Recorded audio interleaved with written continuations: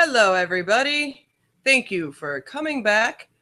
Social interview. Wrong one. Oh, We'll be right back. Wrong one. Time to change the title card. We just finished up with Ellis, and we're moving on to social Dominique interview. Morton. Dominique Morton. But we're Chris and Andrea. I'm Andrea. He's Chris. I know it's spelled with a K, so it could be either way, and he could be Andreas.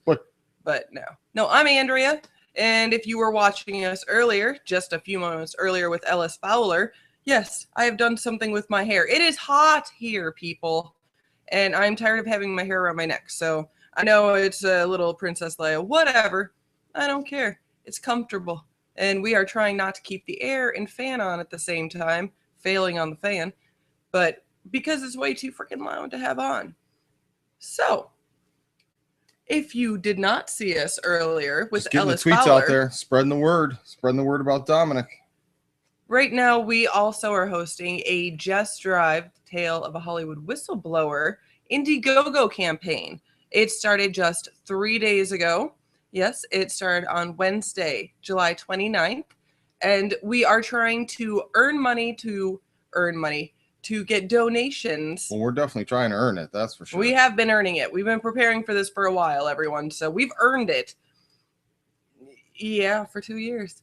But what we're doing that's a little different than any other film that's on Indiegogo is we know that when you pledge your money to help us get our dreams and our projects made, that means we don't have investors we have to pay back. Yes, we have to give you all the rewards, everything that we promised you. But after that, there's no one else to pay back. Well, we understand that in traditional filmmaking, an investor comes in and pays for the production. And when the movie is released, the first money in goes back to the investor for footing the bill. If we do this through Indiegogo, as we are trying, that would mean that we wouldn't have to repay anyone. That's what that means. We, on the other hand, feel a moral responsibility. A social debt. That if you support us, we are going to support causes and charities and foundations that help better society and better the community. And with Just Drive, we are supporting children's causes, children's programs. And so what we are pledging to do is right off the bat at the end of the campaign, we are going to be giving 10% of whatever is raised to a children's charity right away. Then the other 90% is going to go to have the film get made. And once the movie is released, that 90%, that amount that we took to make the film, that is the first amount of money that when it comes in is going to another charity, possibly a couple of charities spreading around the wealth in the total amount. So therefore, your donation will have been 100% going towards children's charities and causes. And at the same time, you'd be helping us help make entertainment and starting the trend of social filmmaking. That trend would be when you make something, when art is being made, we thank the people who are supporting the art, because without the community supporting you, there is no reason to make the art and there's no way to continue making art. Therefore, we are starting the circle of love, as I call it. Yes.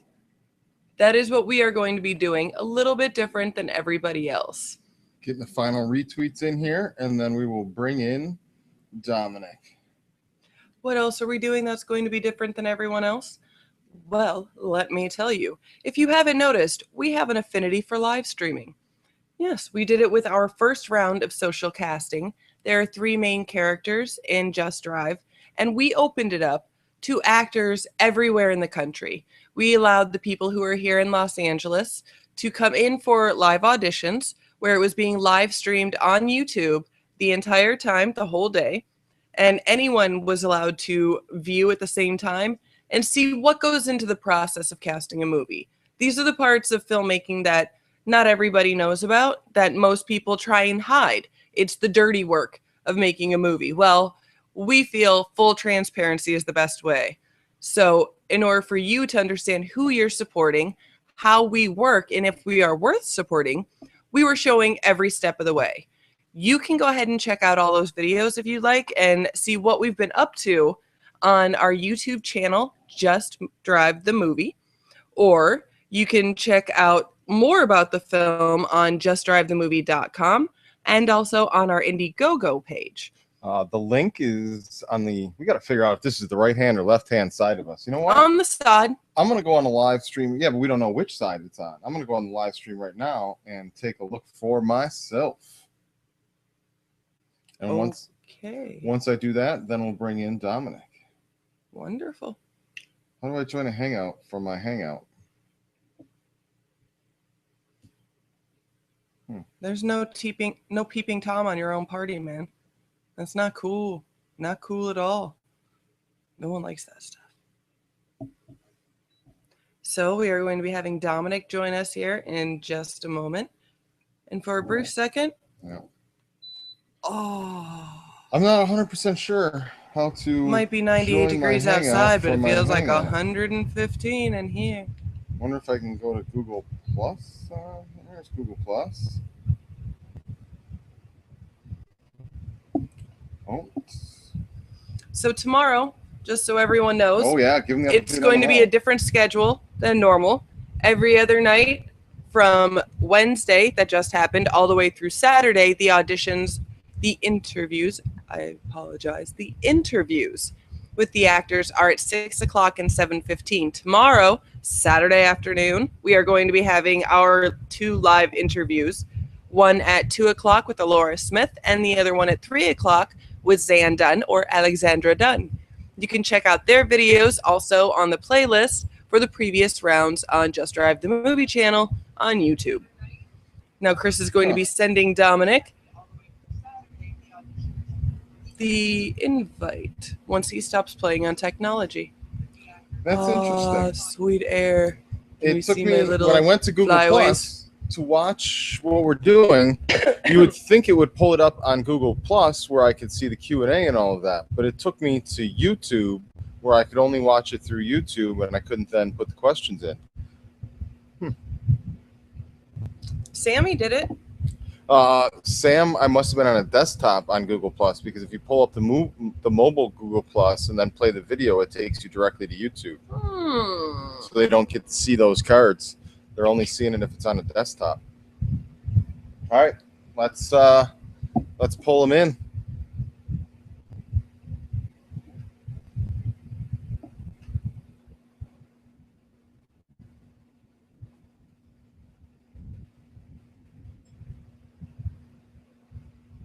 Invitation has been posted. Get the Twitter up in case anybody. Yes, if anyone would like to make a comment, since we just discovered that Google Hangouts does not have the option showing for you on your mobile, go to Twitter. Tweet us, and we will ask Dominic your questions. We are there. We're going to get ready to...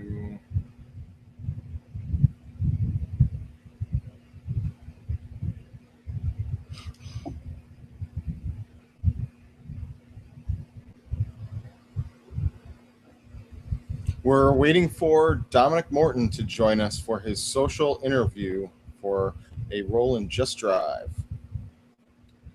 Why don't you tell everyone the new backers for the day? We have Sean, the man Durkin, who backed this earlier today, and my good friend Mike Dearmeyer. Went to school with Mike, lives in Arizona now. He's got our back. We appreciate it. We also have a new charity that was nominated today. I Have a Dream Foundation has been nominated by Laura to be one of the charities that we give back to with the social filmmaking pay it forward business model. I thought there was one more donor for today.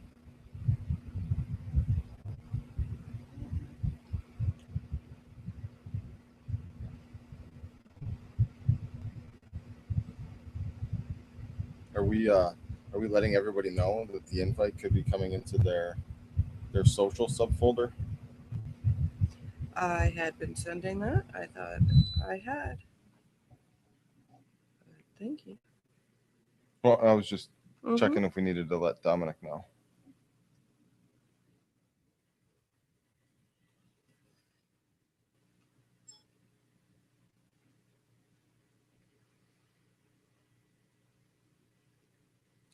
Out of all the actors that have been taking part in the social casting process, Dominic has been the most active retweeter of all of the actors so far. I may be mistaken, but I don't know if he's missed a single tweet we've put up yet on retweeting it. Wondering if he's got the auto tweet set up.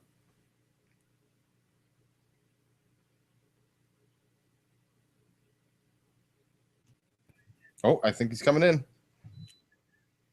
Yay! Like, I was just going to email and tell you, make sure you check your social tab. That, I believe, is where they keep hiding it. Hey, Dominic, how's it going? Good. How are you guys? Pretty good, pretty good. We've been excited to talk to you. Yeah, I had to like install it on my computer or something like that. It's weird. So actually, It's one of those things that you think Google would just automatically have because they have everything attached and it shows it right there. But yeah. Yeah. Little stuff. A few people have having more luck doing it through their phones than they had with the computers. Yeah, I feel like I can still hear you in the background on something. Hold on. Oh, do you have the event page open up or anything like that? I do. Yeah, it might be playing on there. There we go. We're good. Cool. So how's it going? What have you been up to? Good. How are you guys? Oh my gosh. I haven't seen you in a while. We thank you graciously for all the retweets you've been doing, man. No worries. I don't think you've missed a single one. I've been trying. I've been so busy, and you know, every time they come up, I'm just like, oh, this is awesome. So every opportunity I get, I'm just like, let's do it. So whereabouts are you originally from, Dominic? I'm from Ohio. I was born in Indiana, but I was raised in Ohio. And I got the opportunity to come out to California for art school, for fine arts, like drawing and everything like that. So I went to Otis College of Art and Design. And then that's a really expensive school because it's like really small. It's almost like a private school, almost. So got out of there. And then I've been doing theater since I was very young. But now that I was out in Los Angeles, I'm like, oh, let's try TV and film. So I've been, you know, working on that for the last year and a half or something like that. Nice. How long have you been in LA for? It's going on 2 years actually this August. Yeah, this month coming up. So Nice. do you like it? I love it. I love it out here. Everything is great. I mean, everything. Did you do some time in New York City, or was it the New York Film Institute? No, I didn't do any time with in New York, but I did work with New York Film Academy like once or twice. Very cool. So how did your family feel about when you told them, since coming from the Midwest, I'm like, my parents live in Iowa. I know the idea of the Midwest when you say you're going to go after an artist kind of job. Yeah. It goes against their sensibilities of making sure that you're just paying your bills and living your life. So how did your family take it when you told them you were doing this and that's what you're going to school for and you're moving away, no less? Well, I almost went to the University of Iowa, you know, just to throw that out there. But the day that I got back from the visit, I got the information about coming out to California. So I was like, nope, I'm dropping everything. I'm going out to California. So when I finally got that opportunity, I told them, and then I think it was like 3 or 4 weeks went by, and then they were like, we're coming too. So they're actually out here with me. Yeah, your family moved with you? They did. Dude. It's nice, man. It's nice to have the family support right in It's town. so awesome. It's so awesome. But when I finally told them I was, you know, going to be an actor, I was serving, like I had a serving job last year sometime. And when I finally told him, I was just like, I'm going to quit my job and I'm going to pursue acting full time. I just let him know right off the bat, like, it's going to be tight for a little while, but we're going to, you know, we're going to get through it. We're going to just like get through this whole thing. And we're going to go after I'm going to go after my dreams. They were just like, okay. I have another question real quick before Chris gets to say his, because his will have something different. No. So are you like the youngest child in your family, or are you a middle child? I'm the middle child. I'm the youngest boy, and then I have a younger sister. But Gotcha. she's only like a year and a few months younger than me. So I don't even really act like an older brother. I mean, we're just like, you know. So does that mean you get to stay at home while you're chasing the dream? Makes it nice and easy doing it that way. For now, I'm still at home with my parents, and I'm actually going to be moving out next month. Oh, are you sure you want to do that? Rent is really expensive. Yeah, I know it's really expensive, but when I first moved out, I was living on my own when I was in college at Otis, and I really liked it. I just thought that the roommates and stuff, that was just like too much. I mean, it was just crazy with all the roommates. So now I just want to move out and be like just me, and my sister's going to be with me because she's going to school. So I said that she could live with me, so it'll be cool. We get along. What part of Ohio did you grow up in? I grew up right outside of Columbus, so right outside the capital in Hilliard, Ohio. I used to make trips to Cleveland all the time. Oh my gosh, that's where all my family is. Yeah, I grew up in Buffalo, and we used to go to the flats before it became a ghost town. They chased everybody out. Oh my gosh, yeah, Cleveland. I basically grew up in Cleveland, and I just lived like outside of the capital, but we basically grew up in Cleveland. We were always there. So are you a Browns fan? I am a very neutral Ohio sports fan. Except for Ohio State. Ohio State, I'm like 100%. Oh, that's the worst of them all. I'm a huge Penn State fan. Oh, really? Yeah, wow. We're just starting to a lot of peek out of the hole again. Yeah, but I've been Ohio State since we were younger, so it's all good. Yeah, I grew up wanting to play linebacker for Joe Pa. Nice. Yeah, I never got the opportunity to go play football at Ohio State, but I was thinking about going to play at Iowa. But, you know, once LA came into the picture, I was like, forget all that. Did you play high school sports? I did. I played football and lacrosse, and I did track as well. Yeah, I threw shot put. How big was your graduating class? I think it was like 30. I think it was like 400 students or something like that. That's how ours were. Yeah. Okay, so then I could see in a smaller school how the jocks are getting involved with the theater stuff. How does that happen in that big of a school? Like, isn't it usually two very separate circles? It actually was, but I didn't do theater at my school. I did theater like more in the city and things like that. So why didn't you do it in school also at the same time? I don't know. It was one of those weird things where I was like really involved in sports and then really involved in fine arts. And it was just like a lot because football in Ohio is like really, really serious. So when it's like football season, it's like all day, all night. I'm surprised they let you play lacrosse, to be honest with you. Yeah. I mean, even when we were in lacrosse, we were still training for football. Like it's always football season. So which one would you say was more physical of a sport to play? Lacrosse. No doubt. Lacrosse. Yeah. The sticks and it's like football with less gear and a stick. And you get to beat each other and it's legal. So what position did you play for football? I played defensive line, offensive line, and some fullback. My favorite was fullback. I love running the ball. Nice. Yeah. So I have a question. You've done a few BuzzFeed videos, including I think is the pastor video. Is that a BuzzFeed one too? No, that's a video I did with another company called Your Black World. But it was so fun. Oh my gosh, it was awesome. That was a hilarious video. Yeah, we've got that one linked and queued up for anyone that watches and sees that one. Yeah, I saw that. How'd you get into BuzzFeed videos now? Was it just an audition you applied to, or? Yeah, I mean, I don't even remember like submitting myself for the audition, but they called me and they were like, "Can you come in?" And I'm like, "Sure." And it was like a really weird audition. They were like, "Act like this table is your new car." And I was like, okay. So I just like start rubbing on the table and like talking about the table and all this stuff. And literally like an hour later or something like that, they called me and were like, "We want to book you. You're amazing," all this stuff. And it was really cool. And I think like a month after that, they released the video within the company and they called me back and they wanted me to do another commercial. Oh, that's so cool. Yeah. So that all started with a callback from an audition you don't even remember going on? Yeah, exactly. The best kind of callback.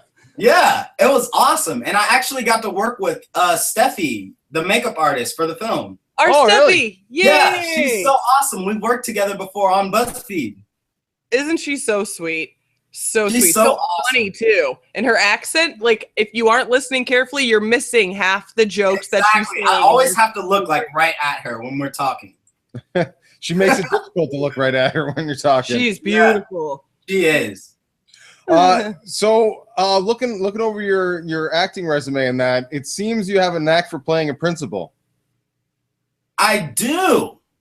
I mean, I like to play wherever I'm, placed or where I fit. But most of the jobs that I get, it's usually like a principal, or it's just like me and another person, and they're just like, just put yourself as a principal, or and usually that's just how it works out. And I don't know, that's just how it's been working out. So for clarification, are they saying principal as in the lead, or principal as in the role you're playing is a principal of a school? No, it's the role that I play. It's like a main character. It's not a supporting role, but it's not the lead. Okay. Okay. Because I looked at him, I'm like, wow. I'm like, they cast this guy to play a principal an awful lot. And like a school principal. I'm like, that's my bad. No, because it's weird. The way it was listed, it was under the roles of the other ones, and that so above it had the other roles' name and the characters, and then it had right. So because some of the roles I actually had like a specific name that they wanted me to put. But for the majority of them, it's just the situation that you're in and you're acting, and they don't give you a character name. They just wow. I'll take that. That's hilarious. Like principal and supporting, and then there's lead. And it's just it's a lot. Well, yeah. I'm just baffled that you honestly got that confused. They are also spelled differently, but okay. The context that was stated, I was just glancing over it and like, oh. One is PLE, one is PAL. The principal, the pal. He's your pal. That's what they try and tell you in elementary school. That's how they he's were the boss, but he's your pal. But they were all spelled PAL. Yeah, PAL. Yeah, they're all spelled principal. That's why I was confused. See, that's how I was told to spell it, because PLE is more like a principal, like the principal of the situation is, like moral. Yeah, like that. Yeah. Kind of. Or is the principal? I don't know another way to spell it. Yeah. That was one or the other.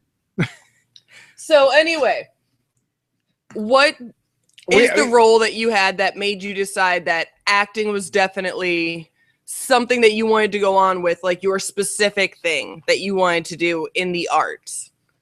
Can you remember what made you go, yep, this is for now on my thing? Off? I don't think it was a specific role, but I think when I moved out here and I began acting, and I would go and I would do projects and I wouldn't get paid for them, but I could leave and still be happy and go home and, sleep awesome and wake up the next day and still go back and not get paid. I was like, this is what I need to do, because I can do it whether I'm getting paid or not getting paid, and I'm still going to be happy. That's cool. So that's the first step you have to be able to persevere through all the crap. Exactly. And it's a lot. I mean, I talk to a lot of people in Ohio, and they're just like, man, what you're doing is awesome. I want to be an actor. I'm just like, wow, you should really think about it first. It's tough. And the problem is, the better you do, the easier they'll think it is, because they know you. They're like, oh, if Dominic can do it, I can go out there and do it. What the hell, man? Exactly. Exactly. I try to let them know. Everyone who says it, I'm just like, save your money, then move out. So maybe I couldn't find it, but you've done quite a few things in all of that. But I tried chasing down a reel. Do you have a reel out there yet? I do, but I just made it like 2 weeks ago. I just got it like put together, and I've just been so busy that I haven't been able to like put it up on every like casting website and YouTube and all that yet. It's just been like really busy. When's the big unveil so we can retweet it for you? I right now I have no idea, but I will let you know. Like, thanks for giving me a deadline though, dude. Damn. It's just been so crazy lately. Like so many jobs have just been popping up and so many opportunities. And it's just like when I sit down at the computer, it's like one of the things that I'm just like, oh, remember to upload your reel, because it's so crazy. All that retweeting. Yeah, that, and I also have my own clothing line that I just released like a week ago. Not a week ago, like a month ago. And so yeah, founder and CEO of that. So I'm like always working on that and acting and working on that. Tell us a little bit about the clothing line. How'd that come about? Well, when I was at Otis, I had a friend of mine and we were like, this crazy stuff that we're going through, because acting school is like horrible. You're like always doing a project. I mean, it's horrible, but it's amazing because you're always learning something. But we were just thinking, like, we do all this stuff. Why don't we try to create our own company or something where we can, make a profit off of this? And then we tried and, it didn't work out. We were in college. We didn't have time. The name and all that stuff, all the legal junk was crazy.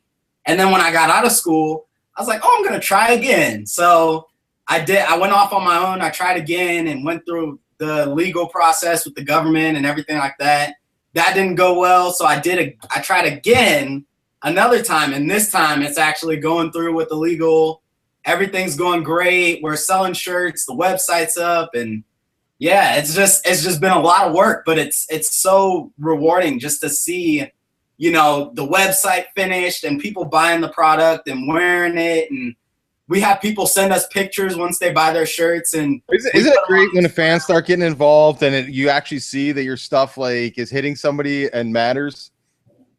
Yeah, I mean, it's really awesome to just, some of the people that have bought the product, they have my number, so they text me or they call me or whatever, and they just tell me about the shirt, just beyond the feel of it and the quality. They just tell me like, I love this shirt, I love the message and everything. And it's really, the clothing line is all about spreading like non-discriminatory, just non-judgmental love. So what's the name of your website, hun? It's called translucentnobilityhumblewitness.com. It's a long name. Dude, that is the longest name I've ever heard of. I'm sorry. Like, is that on the shirt, the whole title? Yeah, in some designs, no, but in some designs, yeah. It's actually in our logo. It's placed really nicely, like in a circle. As a friend of the company, I'm going to suggest you need an acronym and a sub-site that can redirect to it. So we do. It's TNHW, but the name that we could get for right now for the website is the whole name, just because of legal stuff and all that. Translucent. Give it to me again. Translucent Nobility Humble Witness. Nobility Humble Witness. Yeah, I can send you guys a link right now. It'll usually come up if you even get close to it. It usually comes up. There's like nothing else on the internet like that. That's always good. Makes it easy for discovery. Yeah. Woo! Successfully found. Okay, so we added it to the little stream there for anyone that sees it. We're still figuring those things out on how they work, but yeah, awesome. I like it. And you got the pictures of people wearing the shirt. Cool. Yeah, we try to incorporate it. It's more than a clothing line. We're trying to really make it feel like a family. All of us, we're all a family. So, come join the family. It's the startup atmosphere, man. That's what you got to get going there to get the people that just join the team. Exactly. That. So I'm all about it. So what kind of questions you got for us? Actually, before that, speaking of the whole team, the whole family aspect, the translucency aspect of it, we've got the transparency aspect of it by doing all this stuff live streaming and keeping everyone very aware of what we're doing the entire process with not just social casting, but the film in general. Mm-hmm. What do you think about the social casting process? Like, from the actor's point of view, what's your take on it? Because most actors don't have to go through this much translucency. Yeah. I think it's awesome. I mean, I watched TK's interview and a couple of the other guys' interviews as well as their auditions. And it just helped me understand more of the casting side of acting. Because, as an actor, you never really know what's going through the casting director's mind. Sometimes they're really stoic, or sometimes they give you something, but they may not mean what they say, or they might just have a different meaning of the word than you have, or something like that. So it allowed me to see, oh, a lot goes into this. You know, there's a lot, because everyone's great. I mean, I watched all the auditions and I'm like, wow, everyone has their great little nuances, or wow, they said that word this way or this way. How, like, okay, so we need to dwindle it down, but we need to figure out how we're going to dwindle it down. You know, it gave me more insight. I felt like I became more knowledgeable. And that's what I love, because in this business, I mean, knowledge is power. As you keep learning, you keep, you know, going to another level. So I was just like, wow, this thing is awesome. And I'm so glad I actually started working on my Instagram and Twitter and all that, so I can actually get a little bit of a following. I don't have a lot, but it worked. I mean, it helps. That's the biggest advice I give to anybody else out here is the more you can build your own independent audience and social following, the more power you have over your own career and your own sustainability. That's the first step towards getting stable, is having the audience and creating your own individual demand. Yeah, definitely.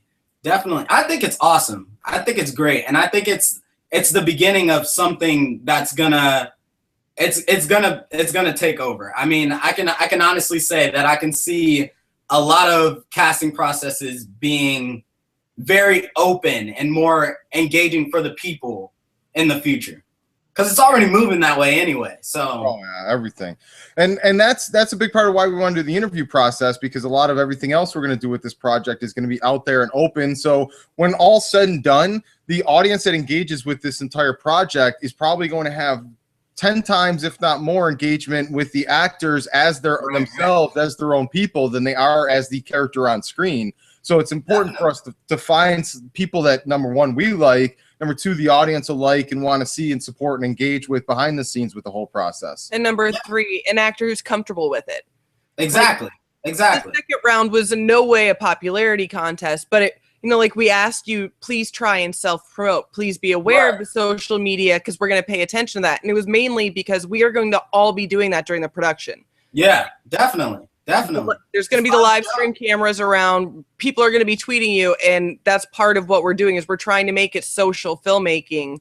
Yeah. So that if you're not comfortable, like if anyone's not comfortable, or it just doesn't feel right, trying to talk to strangers and getting them involved and being accepting of just random people, then that makes perfect sense. Like it makes perfect sense that some people aren't ready for that and they'd rather not, but we wanted to make sure that you were comfortable with it, that everyone was as happy with the plan as we are, because so many times actors, you go to an audition and you're happy to get the role, but you have no input for the rest of the project. They just want you to memorize your lines, show up on screen, and hit your mark. That's all we need from you. And with us, it's a team. No, we're looking for allies and collaborators. We are happy to have suggestions on anything that anyone else feels might be a better way of doing it, a smarter way of doing it, or has anyone even thought about this kind of stuff? Like, we're in no way saying this is someone's place and you just stay there and don't worry about it. Like, dude, if we start doing that, we hope people start thumping us on the back of the head.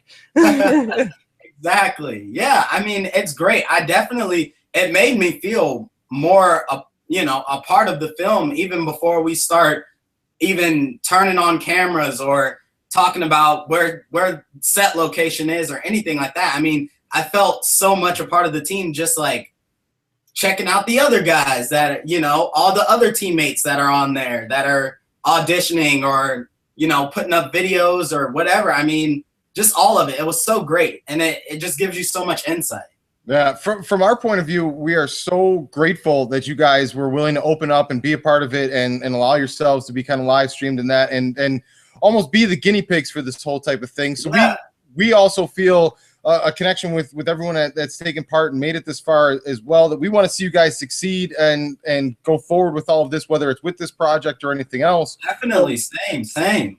Yeah, so I'd like to consider you guys all collaborators and allies in that respect, that we want to support anything that goes forward with your clothing brand and things like that. We'd like to see it succeed.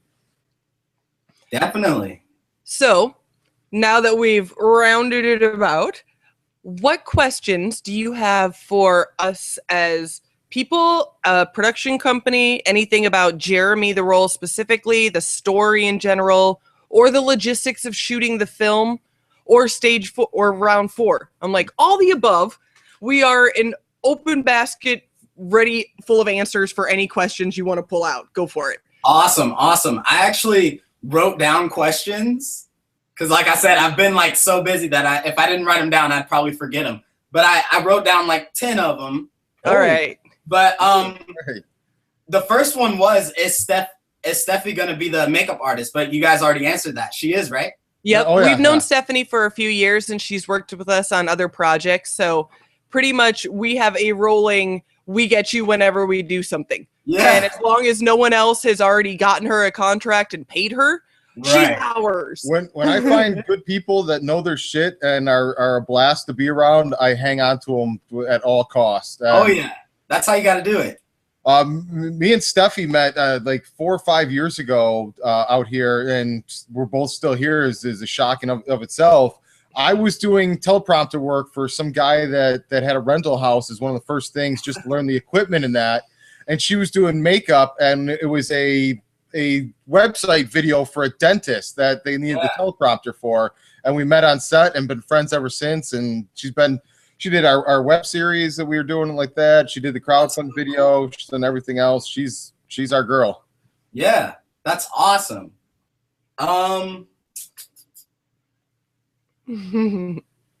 Sorry. Oh, what are some of the charities that you guys have worked with before? I see you guys are working with some in the future, but what are some of the ones that you've already worked with? Well, when we did The Perfect House, that one was a horror film, and a majority of the cast was women. So when that movie released, we gave money to Breast Cancer Research Foundation. Nice. Supporting the ladies, supporting the boobs. Yeah. We did Roswell Park and breast cancer research with 2 different campaigns. They were very much in their infancy, grassroots. They didn't give back nearly as much as we had hoped for and were striving for. But it was, the effort and the learning process to continue to build this to the point. It was the baby steps you take where you learn how to get it bigger and do it right the next time. So those are the first 2 that we did, and now we're going on. We wanted to have a children's charity lined up beforehand, but we realized that there are a couple little hiccups with that. For one, we're definitely limiting what the backers get to choose. Like, if we say that we're definitely giving it to some one company, one foundation or program, that means all the other ones don't even have the option. So this way, we want to make it available for the backers to start saying who they'd like the donations to go to, and hopefully be able to spread it around a little bit so we can make a bigger impact. Right. Awesome. And Just Drive will be the 3rd film from Gratwick Films since 2008? Yep. The 2nd professional film, the 3rd finished film. Yeah, finished film. Okay. The first one was the first one's all out of our own pockets kind of thing, very guerrilla style, more friends who had equipment kind of thing. So it's a finished film, and you can watch for free on YouTube. There we go. I'm gonna have to check that out. Shot in the streets with friends, trying to figure out and learn the way. The passion. Just seeing how he is on a storyteller. Yeah. And that was first timers, right? Am I right? Yeah. Me and my roommate were kind of the lead characters in that. And the deal my roommate made with me is he'd act in it, but only if I promised no multiple takes, no multiple camera angles, and I had to supply the alcohol.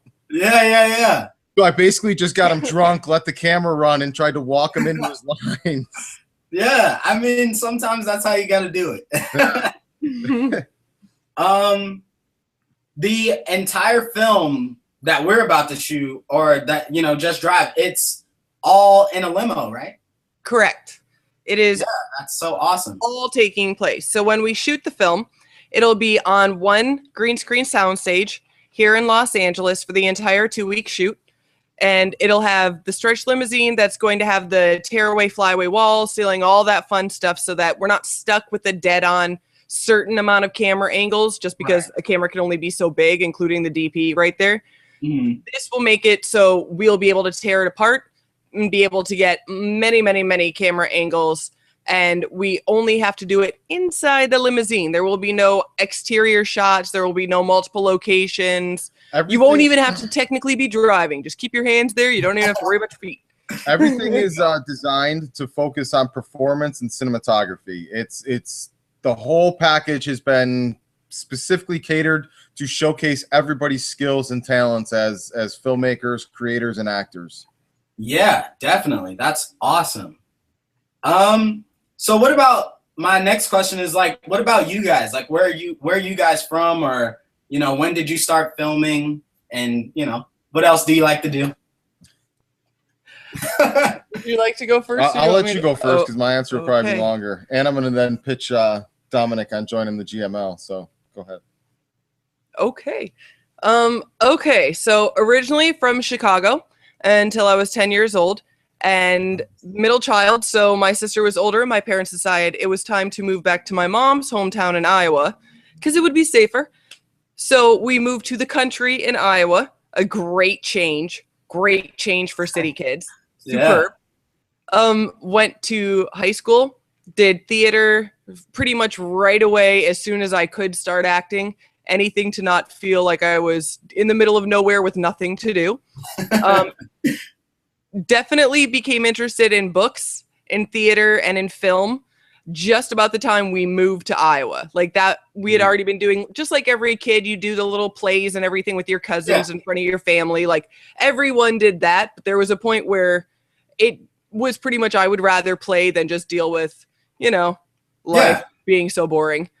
So that was what I focused on pretty much from junior high straight on, was acting constantly. Went to college for acting. Decided as soon as I was out that maybe I should try and do something that would repay my student loans, but had to be in the degree in which I had earned. Otherwise, there was no point for me having just been to college. Yeah. So wound up moving up out here. And then I met Chris really quickly after I moved out here. First timers. Mm-hmm. And he had me go ahead and I acted with him in First Timers. I got to play the girl on the date with him, the female role. There you go. And then he had me help out with some sound stuff, with some lighting stuff. Got to be the DP for a day. Remember, it's a guerrilla shoot. Very guerrilla shoot, but I will say my shots, mwah, beautiful. Beautiful. Relatively speaking. I'll have to check it out. So then we made that, and then Chris got into building up one of his short stories and turning it into a feature with 3 stories and making it an anthology about a house with a very bad history and a very bad vibe. Not a haunted house, but just a bad house. So we focused on that, and we got that made, and then we brought it into distribution and decided to do it the way like a startup business does. When you think that you have an investor, that your first focus is on getting them repaid. Exactly. Well, with filmmakers, it's a little bit different. Once you make your movie and it's starting into distribution, what we've learned, there is a reason for why everyone does this. Everyone normally goes right on to making their next film. We felt that it was wrong to do that until you had the money fully repaid from the film that you just made. Right. Which therefore loses all this momentum. And we didn't quite understand that way. We thought the Midwestern, moral ethic way of doing it, you repay someone, then you move on to your next thing. Exactly. Yeah. So we've learned that this is an ongoing process and how to keep it moving. So now that we've been getting ready for Just Drive, we've been getting prepared for that for pretty much about 1.5 years. Mm-hmm. We've been planning everything. So when you see like all these plans come out and you're like, holy crap, and it feels like it keeps coming and coming, it's because we've planned and made all these relationships and layers to make sure that when we got to this point, it could be huge, as if we were a giant studio with everybody underneath who's all trying to do it, except it's just a smaller group. It's just a little nice group of us all working really tightly together and trying to make sure we keep it going so the next thing we do can be even bigger and bring more people in and keep making the family bigger and bigger till, hell, we can employ all of Hollywood at one point. Your answer was way longer than I thought it was going to be. I told you should go first. I grew up in Buffalo, and shortly after Tom Brady stole my life, I That's a claim. Yeah. That's a claim. All right. Libel and slander. I always grew up wanting to be a football player, and about 20 when I realized that wasn't going to happen, my fallback was to be a stockbroker. So I decided that he watched a lot of Wall Street. Well, boiler room. I could be Charlie Sheen. I wanted to be a stockbroker, and so I decided that in Buffalo, it's like the epicenter of bill collections. So I'm like, well, if I can get money out of poor people, then I'll be able to get money out of rich people when I become a stockbroker. So I got into bill collections, and wasted my entire 20s as a bill collector, which is where I honed my skills as a storyteller. Then around 29, I had a breakdown on a phone call with a guy and couldn't make another call. I couldn't pick it up anymore. He got the yips. Yeah, it was over. It was just that was the end. It was done. 2 months later, I moved out to LA and have been out here for 8 years ever since, and just kind of building one thing a little bit bigger than the next. And Andrea kind of picked it up with first timers and all of that stuff. Yeah, that's awesome. Just kind of. Yeah, it never even occurred to me that we could do any of this stuff till I came out here. The entertainment industry never seemed like a real place. I know. And Same. Yeah, when I first came out here, I was like a vacation. So I was a professional poker player for the first year, worked at a desk job at Warner Brothers a little bit after that, and then just kind of slowly kept getting exposed to it. And I was like, what the hell, man? Why did it take me 30 years to figure this was what I was supposed to be doing all along? Right.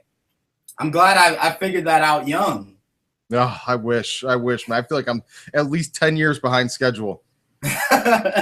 We still got time. So you said, I heard that you just said it's been like 1.5 years in the making for Just Drive, just all the planning and everything like that. Wow, that's awesome. It kept getting bigger every time we were about to go with a small plan. Somebody else came on board. They had something that they could bring to it, and then it kind of just got bigger and bigger. And that's awesome. That's awesome, man. You just got to get it going. Oh yeah.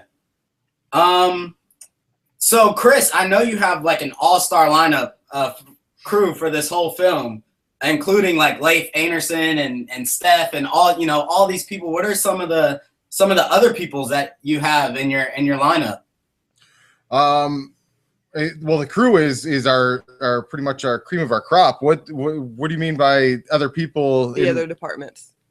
Yeah, like who are some other like names or Well, that's pretty much the whole crew that's right there on the Indiegogo page. It's going to be a very small, intimate team of about 15 people at top. Right. But what he's saying is that Milton, as the DP, pretty much gets to pick who he wants for grip and gaff. Okay. Yeah. Yes, those are also very important departments, but he has people that he's worked with over and over and over again who know exactly.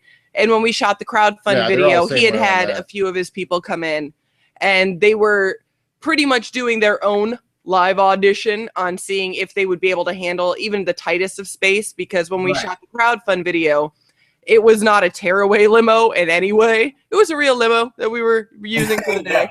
So they had to see, like, if it was the hardest thing, the tightest confined space is what they would have to work with. Right. And would they be able to work under the normal time constraints and with Milton and everything? So, yeah there are other people who are going to be working with, and Milton gets to have pretty much his preference of who he likes to work with. If you mean more offset on the business side, we've got a sales agent that we're working with from the first film that is going to handle the foreign distribution side.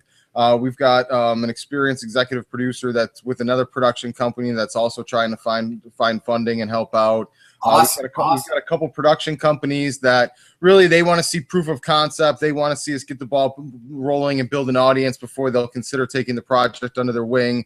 But any of those kind of traditional paths would very much restrict the freedom and the creative abilities that we have to do with what we're doing. We wouldn't. A lot of the charity stuff would go away. Sharing the equity with the crew would go away, and our ability to cast people that are in the same boat as us, where they just need that opportunity to show their talents, that severely diminished as well. Seeing how there's only 3 roles, they're going to want us to at least fill it with 2 out of 3 recognizable people. Exactly. Yeah, definitely. That's understandable. So do you act as well, Chris, or is it all directing and writing right now? I absolutely hate being in front of the camera. But if you check out the Perfect House's spec trailer, you will see a lovely little bit of Chris acting in there. That was as where the a delusion serial came killer. to an end. It is enjoyable. So good. So good. Awesome. I had it in my head that I could play the major role in that last film that we made. Yeah. For the trailer. We did a spec trailer, and luckily I was honest with myself real fast that I can't handle the camera being pointed at me. And he also can't handle everyone laughing at the end of each take, just like that was not scary in the way you wanted it to be scary. It turned out the best actor, best role, the best performance in that film ended up being that character, and the guy won Best Actor awards and all sorts of stuff for it. So it worked out for the best. Wow. Yeah.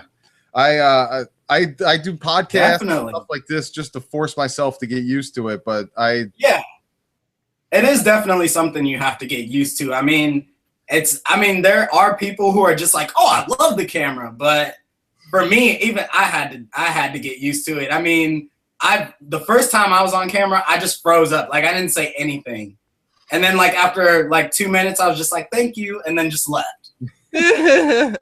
I can be myself and talk and say the things I actually think and feel, but when it comes to like reading a teleprompter or even knowing my own lines that I wrote for myself, I point that camera, my mind goes blank and it's gone. Yeah. Serious. I mean, the first time I worked with a teleprompter was actually last week.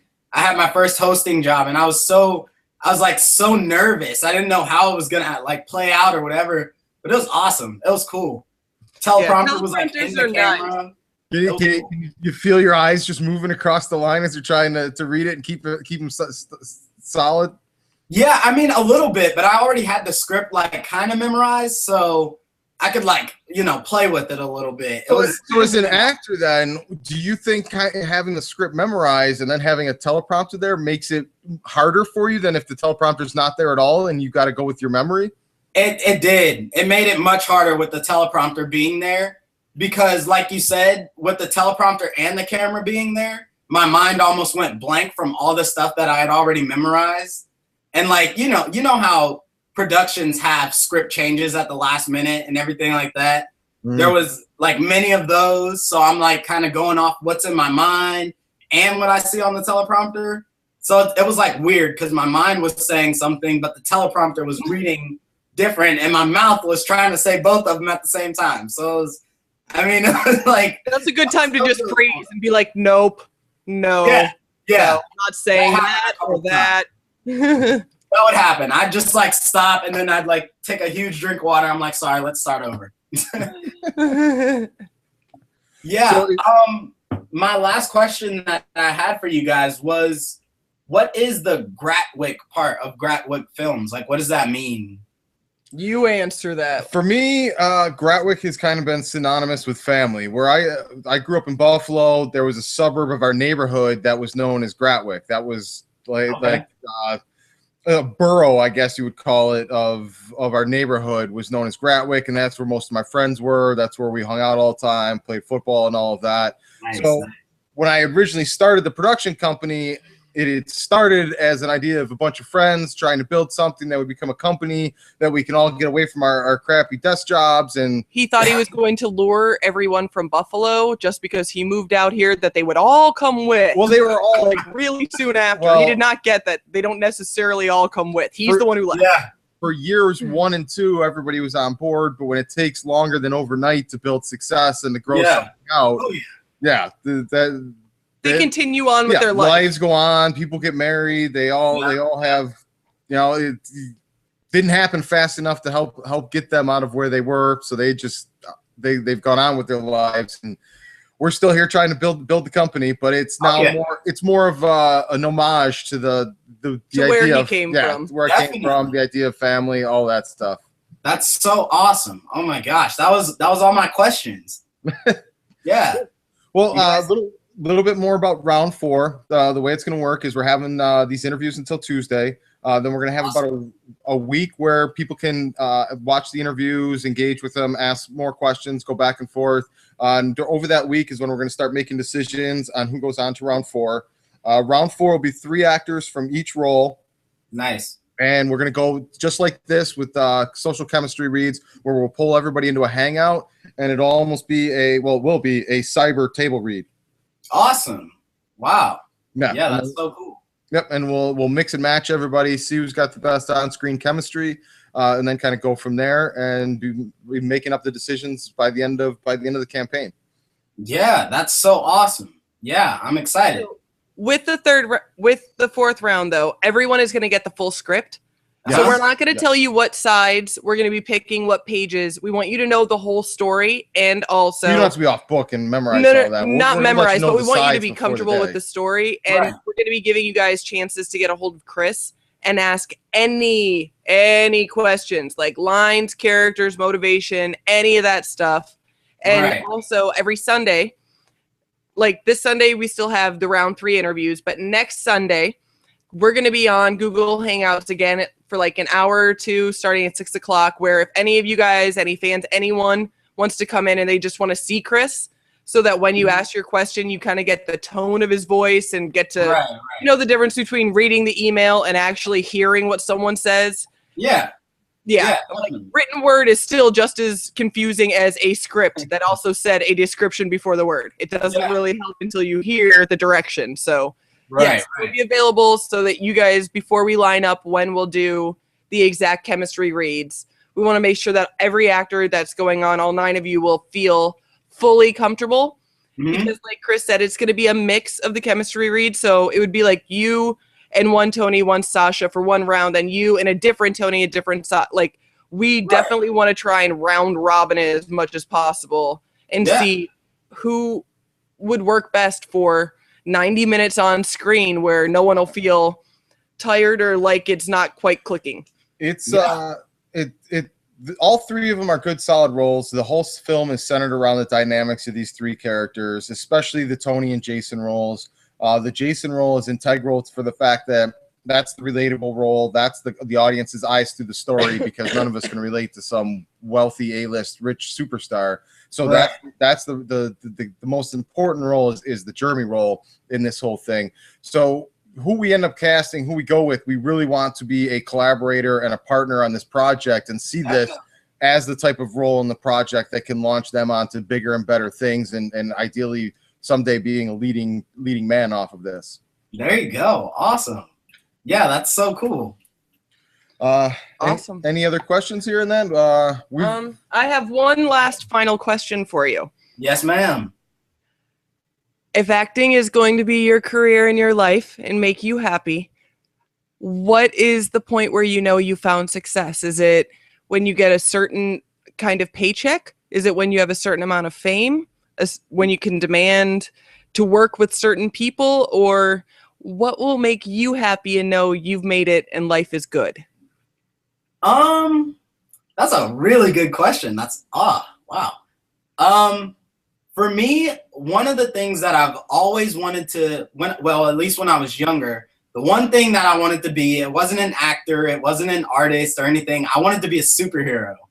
So if I could get a role like in a Marvel film or, you know, a DC TV show or anything, I mean, the way that I am and my personality and everything like that, I never really feel as if I've made it. I just feel like there's more to learn. Like now I'm on a new level. I got more to learn until I get to the next level. So, and if you stop at any point, you're gonna slip back. Yeah, but I do feel that if I could get a role in a Marvel film, you know, as a superhero or something like that, that would be like my okay. You know, I've achieved what like I set out to be when I was a child, and that would just be amazing. Well, there's supposed to be like 30 of them or so coming in the next 7 years. I know, and I'm trying to do everything I can to like possibly get in contact with like Marvel or DC. You need a showcase role. I do. I need something. I just need to start talking to people. You never know who you talk to in this town. I mean, you can say hi and they'll be like, "Hey, I work for." All right. That's the greatest part about living in LA is you never know what can happen at 2 a.m. on a Tuesday here. It's crazy. There's always magic in the air. Yeah. So I think that was a great question, but I think that would be my answer. If I can get something like that, I mean, Dominique would be happy. All right, we're gonna wrap this up and turn our air conditioner back on because we are cooped up in here and it is hot. Oh wow. Yeah, please do. Please do. Thank you guys so much. Oh, thank you Dominic, so thank much, you for being Dominic. a part Thank of the entire you. process. No worries. We'll very soon. And got any questions at any point in time, get back at us. We greatly appreciate the retweets. Oh yeah, no worries. Take a break from retweeting our stuff and get your reel up there so we can retweet one of your things back and awesome. Get it out there. I will work on that. All right. Yeah, but for whoever you guys cast, you guys got a lot of great people. So just good luck with everything. Thank you so much, Dominic. No worries. No worries. Thank you again for the time, Dominic. Yes, sir. Thank you. Have a great night. Have a good weekend. Yeah, you too. Thank you.